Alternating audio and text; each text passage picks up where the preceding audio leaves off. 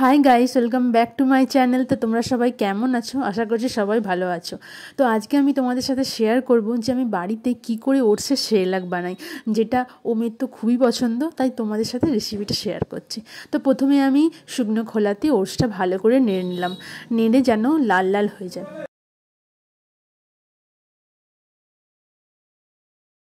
তোমরা এখানে দেখতেই পাচ্ছ ওটসটা কীরকম লাল লাল হয়ে গেছে। তো এরপর আমি একটা বড় থালার মধ্যে এটা নামিয়ে নিলাম। তো এরপর ওটসটা নামিয়ে নেওয়ার পর ওই একই খোলাতে আমি মাখানা দিয়ে দিলাম। সেই মাখানাটাকেও আমি ভালো করে নেড়ে নিলাম, নেড়ে যেন লাল লাল হয়ে যায়।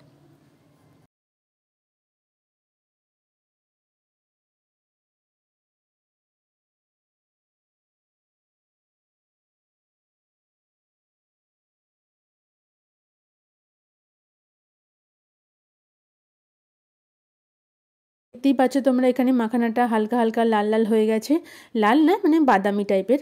তো এরপর মাখানাটা আমি ওটসের সাথে নামিয়ে নিলাম। এরপর আবারও শুকনো খোলায় কাজু আর আমন্ড, এখানে আমি কাজু আর আমন্ড ইউজ করেছি 50 গ্রাম করে। তো তোমরা যেটুকুনি পরিমাণ বানাতে চাও সেই অনুযায়ী কাজু আর আমন্ড ব্যবহার করতে পারো। তো এখানে কাজু আর আমন্ডটাকে আমি ভালো করে নেড়ে নিয়ে আবার লাল লাল হয়ে যাওয়ার পর ওই একই থালার মধ্যে কাজু আর আমন্ডটাকে নামিয়ে নিলাম। এখানে কাজু, আমন্ড, মাখানা আর ওটস একসাথে আমি একই থালার মধ্যে নিয়ে নিয়েছি। এরপর আমি মিশিয়ে নেবো ভালো করে।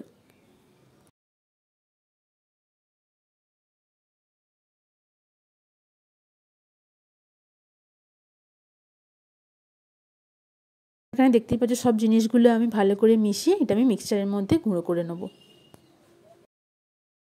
তো এখানে গুঁড়ো করার পর জিনিসটা এরকম দেখতে হয়েছে। এবার ছাঁকনির সাহায্যে আমি ওটাকে একটু ঝাঁকিয়ে নেবো, কারণ মাঝে মধ্যে বড় বড় ডালা রয়ে যায়, তো সেইগুলো খাওয়ানোর সময় একটু প্রবলেম হতে পারে।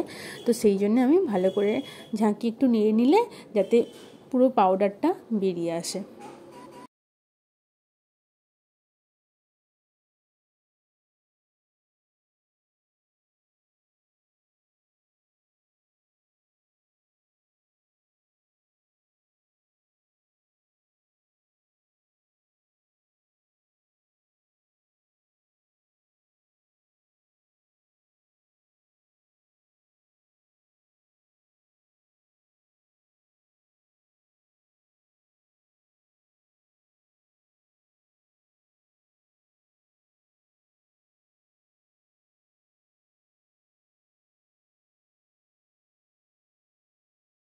তো এখানে সুন্দর পাউডারটা চলে এসেছে আর আমাদের ওটসের সেরেলাকটা তৈরি হয়ে গেছে।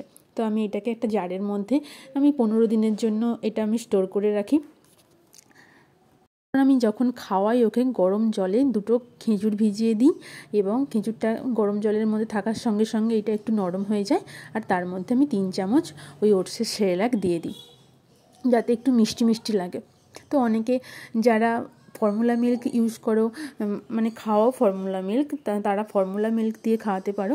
তো আমি এখানে ফর্মুলা মিল্ক তো আমি আমার ওমকে খাওয়াই না, তো সেই জন্য আমি খেজুর দিয়ে খাওয়াই, যাতে মিষ্টি ওটা লাগে। তো এরপর অনেকক্ষণ রাখার পরে এই জিনিসটা একটু থকথকে হয়ে যায়, মানে যে দেখো কীরকম লিকুইড লিকুইড লাগছে, কিন্তু এটা 5 মিনিট চাপা দিয়ে রাখার পর এটা থকথকে হয়ে যায়। তারপর ও খুব সুন্দরভাবে আনন্দ করে খায়, ওর ভালো লাগে খেতে মোটামুটি।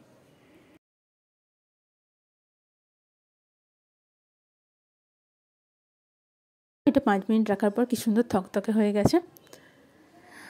তো যাই হোক, ভিডিওটা এই পর্যন্তই। ভিডিওটা যদি ভালো লাগে অবশ্যই লাইক, কমেন্ট আর শেয়ার করে দিও, আর আমার চ্যানেলটাকে অবশ্যই সাবস্ক্রাইব করে দিও।